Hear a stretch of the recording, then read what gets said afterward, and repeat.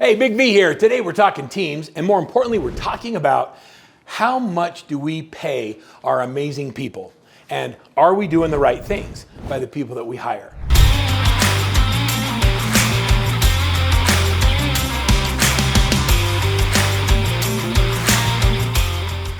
How many of you have really struggled as you've thought about a new position? How much do I have to pay this person? Or how much should I pay this person so that I can get an A player? Well, if you're like me, you think about it every time you're gonna hire somebody new, whether it's a client care coordinator, a buyer's agent, a listing partner, somebody to do transactions for you, or even somebody part-time, a runner, somebody that can put in signs for you, lock boxes, and all those things. Compensation models can be very, very complex. And here's what I've had a tendency to do, and you can tell me if this is something you've done in the past. What we like to do as entrepreneurs, when we're small business owners, is we like to create variable compensation, whether or not the person has the ability to affect the outcome of the project they're working on. Meaning they don't have the ability to affect income for the business, but yet we want to pay them based on how many transactions we do or how much profit there is. And that creates an incentive or a disincentive for them to be able to do well in their position. Compensation doesn't have to be super complicated. It just has to make sense.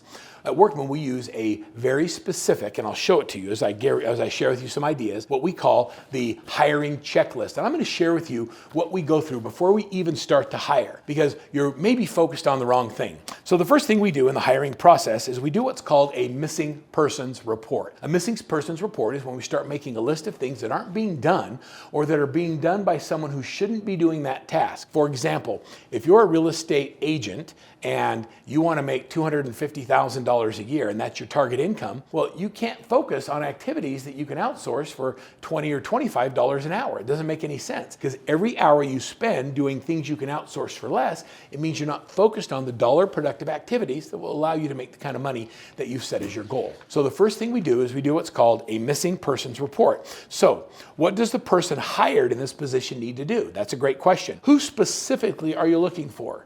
What kind of skills do they need? What's missing from your team? And be very specific as you create that job description. And then update your job ad on, we use a company called WiseHire, and I'll give you a link to it later in the video. And I'm going to give you some very specific things you can download, and I'll even give you a copy of my hiring checklist if that will help you in your hiring process. So just stay tuned as you listen to how we think about who and how to hire, and we talk about how to create compensation. I'm going to give you some tools and resources that will make compensation so much easier for you. So stay tuned and stay to the very end, and I'm going to give you those downloadable resources. Okay, so the next thing you need to do is we need to then identify candidates. So once we've done the job description, we've created the missing persons report, we know what we're looking for, now we need to start identifying candidates. We run an ad and we upload that ad inside of WiseHire.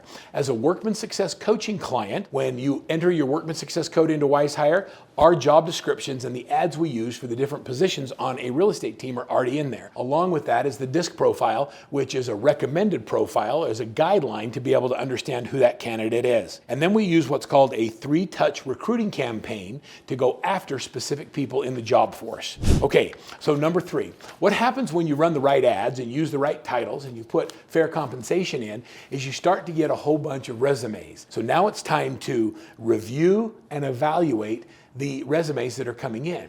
Now, WiseHire gives you the ability to put them into 3 columns. And you have A's, B's, and C's. When you start getting good at this, you can go through a series of resumes, you look at their DISC profiles, you look at their experience and the qualifications that you've set out there, and you quickly put all the A's in the A column, the B's in the maybe I should call, and the C's probably not a good fit.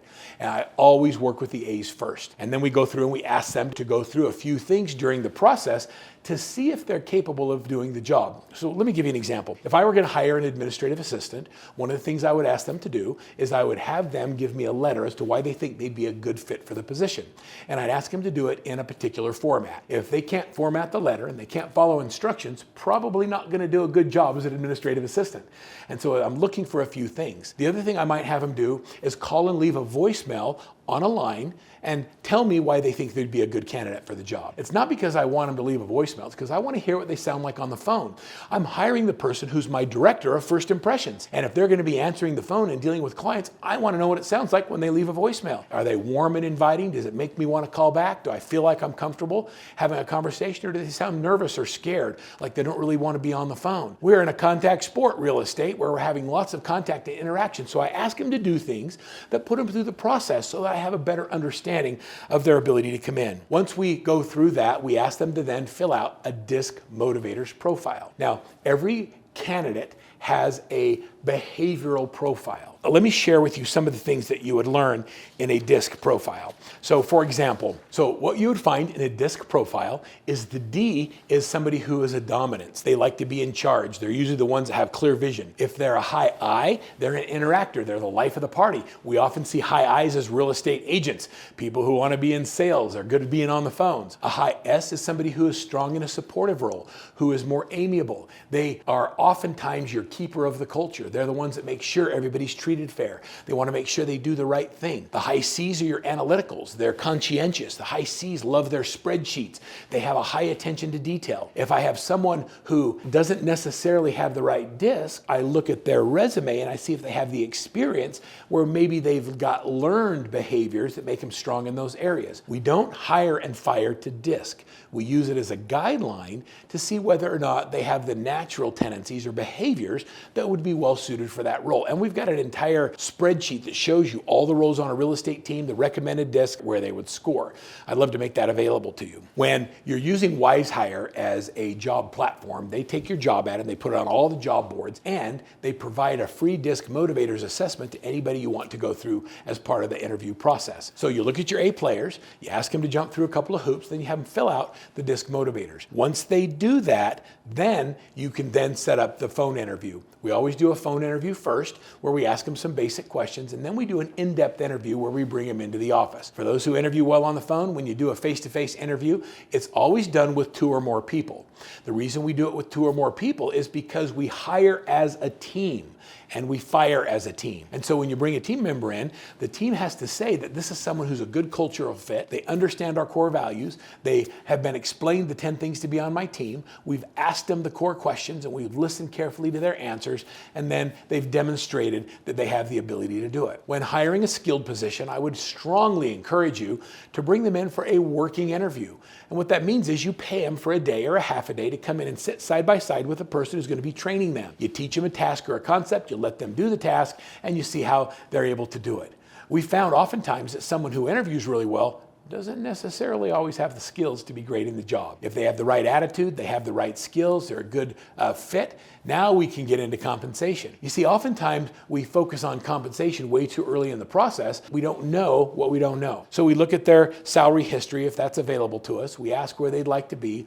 But most importantly, WiseHire has a partnership with a company called PayScale. So when you go into the WiseHire website, and I'll give you a link right below, you click on WiseHire, it'll open up, you click on PayScale. The purpose of PayScale is to give you all of the positions where you simply fill out a form. Here's the position I'm hiring for, here's the key characteristics, and they will give you the PayScale recommendation specifically for your geographic market, and take all of the stress and all of the guesswork out of how much you should pay somebody in a different position. So I'm going to encourage you, what should I be paid? Put in the job title, put in the target salary, the annual commission, the 3 main skills of that job listing, and then who you are, whether you're an independent contractor, whether you're going to be salary, whether or not you're going to have benefits, and then it'll tell you where you fit in the pay scale. I want to hire on just above the average of the pay scale for that position in my marketplace. I don't want to be cheap, and I don't want to get A players for lower money. I want to pay people what they're worth. I found that if you pay people what they're worth, you hire at the higher end of the pay scale, you get better people. And then you have very clear job description of what's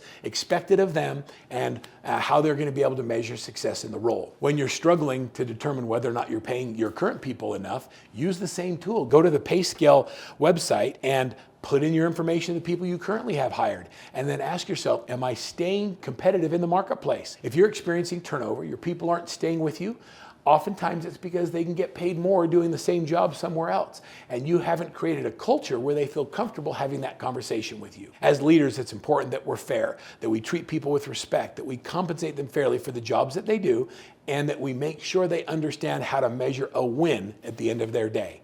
I wish you a lot of success as you're expanding your team and you're creating scale, and I'd like to give you a couple of free resources. The first one I'm going to give you a link that's the special Workman link to set up a special account with WiseHire where you'll get a discount, and then I'm going to give you our full entire hiring process so that you can take and you can download it and use it in developing and hiring the next positions on your real estate team. Good luck with your next hire, and reach out if you have any questions to coach@workmansuccess.com.